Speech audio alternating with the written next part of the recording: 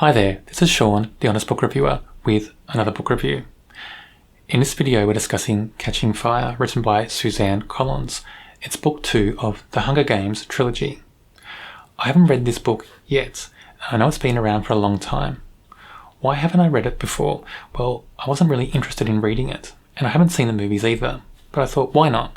Why not read it now, and then I'll watch the movies and see what I like the best, the books or the movies. And here's the book. Am I glad that I read this book, book 2 in the series? Well, not really, because I didn't enjoy it that much. But I think, towards the end of this book, I think it suggests that book 3 will be better than this book.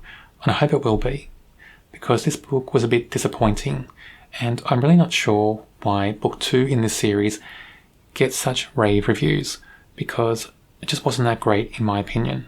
But anyway, let's dive into the plot now. Katniss and Peter, our contestants from District 12 in the first book, are back in their district. They've won the Hunger Games, of course, and they're soon going to go on their victory tour. But before that happens, there's a few shocks along the way. One of those shocks is Katniss gets a visit from President Snow. And, President Snow doesn't just go visit the districts, all the time. He likes to stay in the capital. So for him to visit Katniss must be something big, and it is. He's giving her a warning. And that warning is that it's no secret that Katniss and Peter are not really in love. But the warning he's giving her is they have to pretend they're in love and going to get married. They have to fool the rest of the world that this is true. And if they don't do a good enough job of that, something threatening is in line for Katniss and Peter and their family and friends. We're not sure what that is, but we think it means that Katniss, Peter, and all the people they know and love are going to be captured and executed. That's quite a big threat hanging over her shoulders, and that leads into the next sections in the book.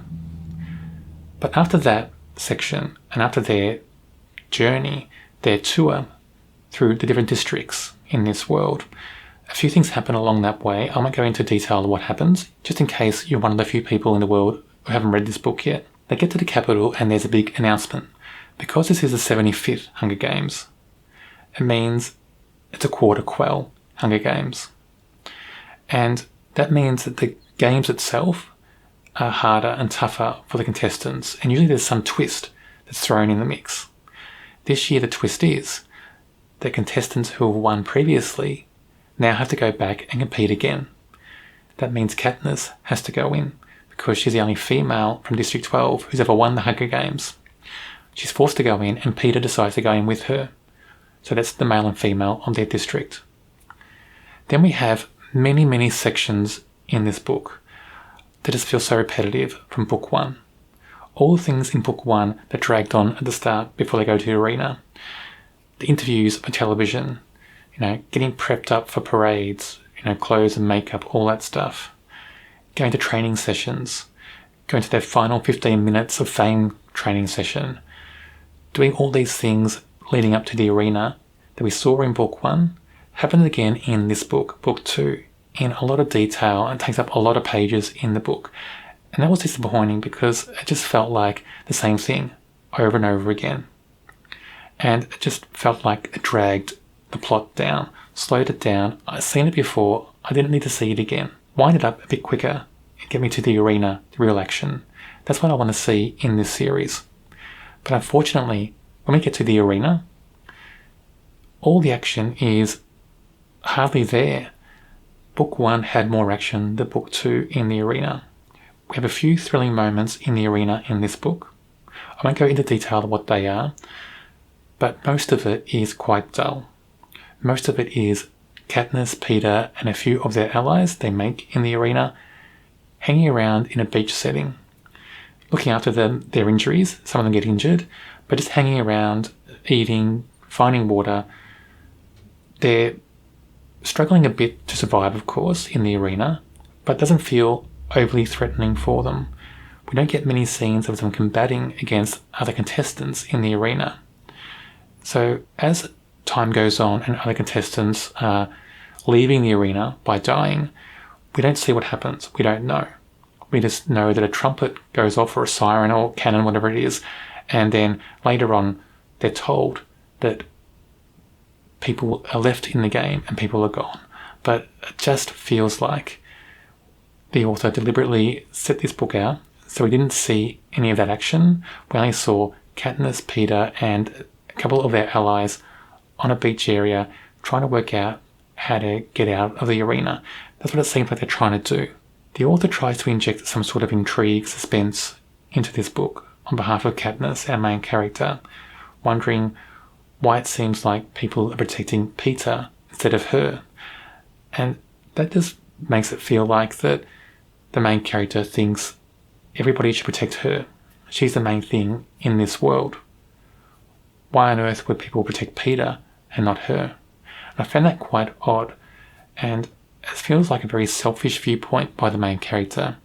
And I'm not sure if anybody else picks up on that or thinks that about the main character when they read this book. That's what went through my mind anyway at certain sections of this book. I did like the conclusion though. I did like the last chapter or so in this book a lot because it builds up what happens in book 3. I haven't read book 3 yet, but I'm excited to because that build up and the conclusion of book 2 is the best part of this whole book.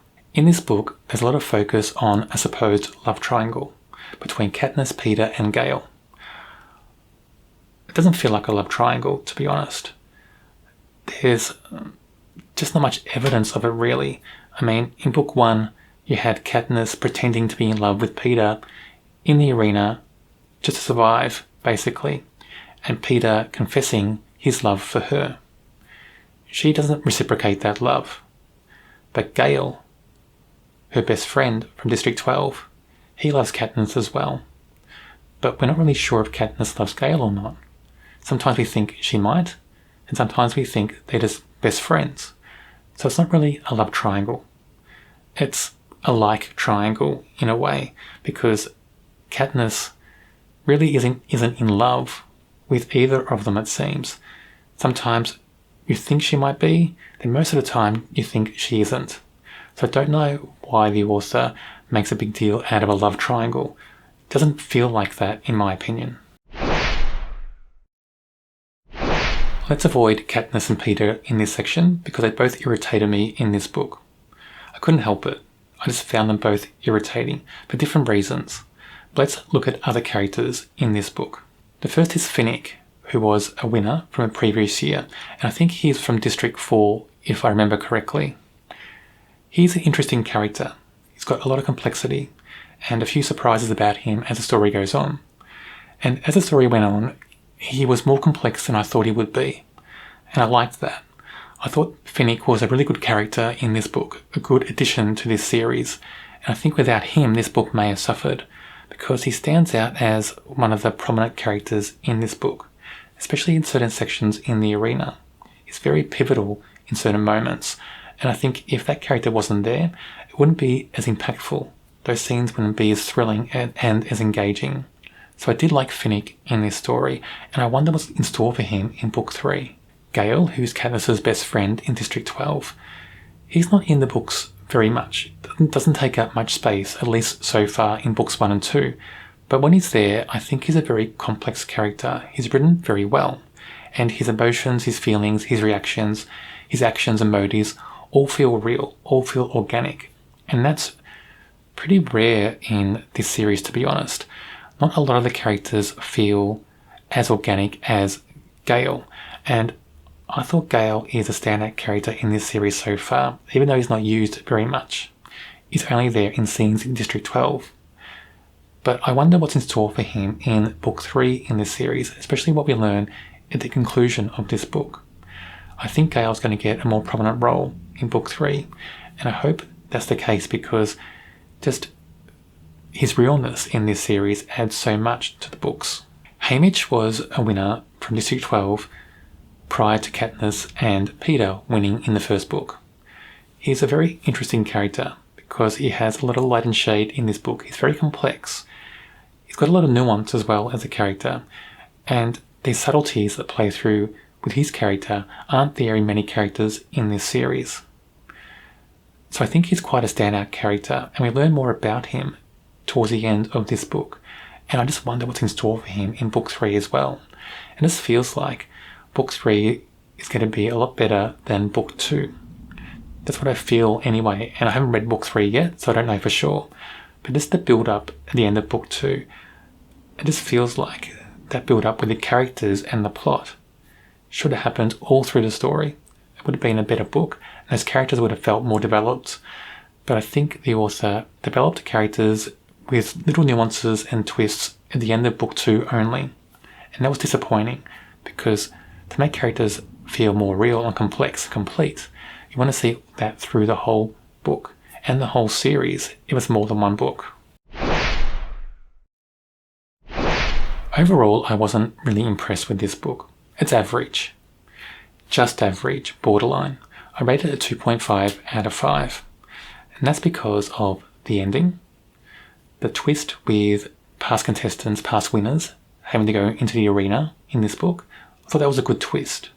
And I guess it had to be there, otherwise Katniss wouldn't have played a prominent role in the story. But still, a very good twist. It surprised me.